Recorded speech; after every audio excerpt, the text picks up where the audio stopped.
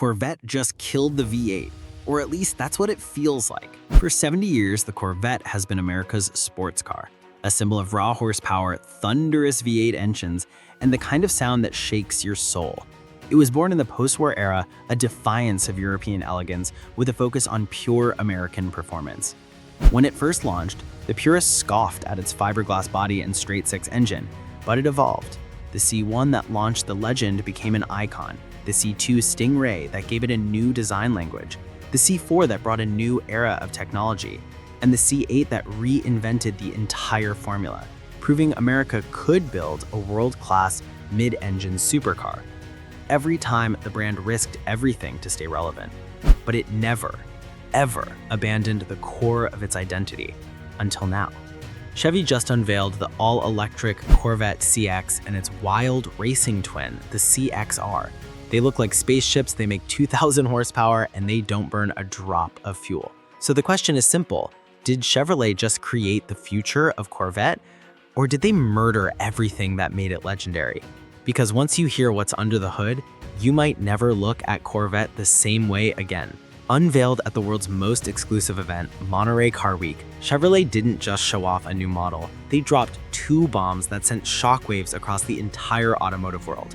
This wasn't a leak or a rumor. This was a full-scale, unyielding, and utterly stunning reveal of Project Apex. First, there was the all-electric hypercar concept, the Corvette CX. Its design is pure, uncompromised aggression, a sharp, angular sculpture that seems to defy the very laws of physics. The bodywork features active aero that shifts and morphs in real time, sculpting the air around the car for maximum downforce on the track and maximum efficiency on the road. The canopy opens like a fighter jet with massive aero clamshell doors that pivot up, revealing a cockpit with a revolutionary windshield that is not just a piece of glass, but a fully integrated holographic infini HUD. This thing looks less like a car and more like a fusion of a spaceship and a Formula One racer. The interior is equally alien, a minimalist, driver-focused cockpit with zero gravity seats and no physical buttons. It is pure, unfiltered sci-fi brought to life. And then there was its sibling, the CX.R, a hybrid monster built for the track, for the future, and for Gran Turismo 7. This is the car that represents a new era of endurance racing.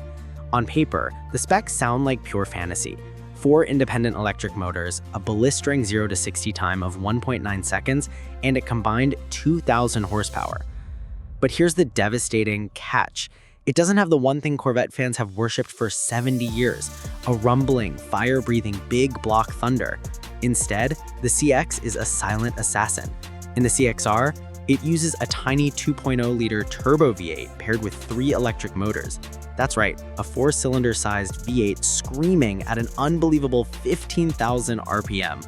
Corvette went from big block thunder to a high-pitched Formula One cosplay whale, and that's where the internet exploded. To understand the Backlash, you have to understand the V8. It's not just an engine, it's the heart and soul of the Corvette.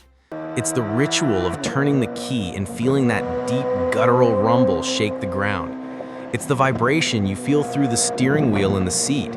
It's the intoxicating smell of gasoline and hot exhaust. It's a raw, analog experience. The small blocks of the C1 and C2 were the initial heartbeat. The big blocks of the C3 were a statement of power. The return of the V8 with the C5 and the LS series engines proved the Corvette was back. The LT series engines in the C7 and C8 cemented the V8 as a work of art, a symphony of fire and steel.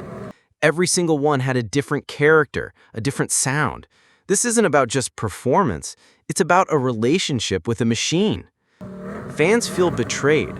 The Corvette has always been the ultimate expression of American muscle, the blue-collar hero, a car you could park next to a Ferrari and say, yeah, mine cost half as much, and it'll still smoke you on a straight line.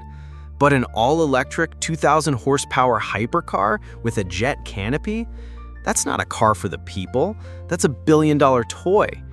This feels like the ultimate betrayal of its working-class roots. The most painful part for them isn't just the lack of a V8, it's the shift in philosophy. The Corvette has always been about accessible, raw performance. An EV hypercar is the exact opposite, a closed-off digital experience that only the ultra-wealthy can afford. This feels like the brand has traded its legacy for a seat at the hypercar table. But here's the twist. While purists are mourning the death of the V8, others think this is the boldest, smartest move Corvette has ever made. Because let's be real, the world is changing. Global regulations are squeezing the life out of internal combustion engines. Countries are setting aggressive deadlines to ban the sale of gas cars. If Corvette wants to survive the next decade, it can't stay in the past. It has to evolve. And it's not alone. Look at the competition. Our own American icons are making the same move. Dodge has already revealed its electric Charger Daytona. The Mustang's rumored to have a hybrid coming. Even globally, brands are adapting. Porsche's rumored to be exploring hybrid technology for the next 911. Corvette is not just responding to these moves, it's getting ahead of them. The CX is its strategic move to future-proof the brand. This is a business decision as much as a performance one. It's about securing market share and making a statement that will attract new buyers, tech enthusiasts, eco-conscious millionaires, and a younger generation that grew up on gaming. The CX will be the brand's halo car, proving what's possible, and in turn, making the C8 and its V8 siblings even more desirable as the last of a dying breed. But here's where the controversy burns hottest. We've seen the specs, we've heard the arguments, but what would happen on the track? So here's the ultimate question. Is a Corvette still a Corvette without a V8? Think about it. The Corvette was never just about being the fastest car on paper. It was about feeling alive behind the wheel. That sound, that vibration, that connection to the machine. The CX might be faster than any Corvette ever built. It might even crush supercars on the track. But will it ever give you goosebumps the way a C7 ZR1 or a C8 Z06 does at full throttle?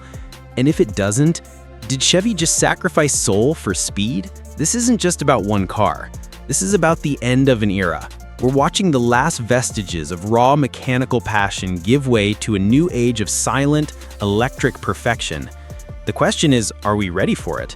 Is car culture ready to trade the rumble for the whisper, the fire for the lightning? So here's the truth. The Corvette CX and CX-R are either the boldest leap forward in the brand's history, or the moment we'll all look back on as the day the Corvette we knew and loved died. But the real verdict? That's up to you. Was this the right move by Chevy, or did they betray the very essence of Corvette? I want to hear your unfiltered thoughts.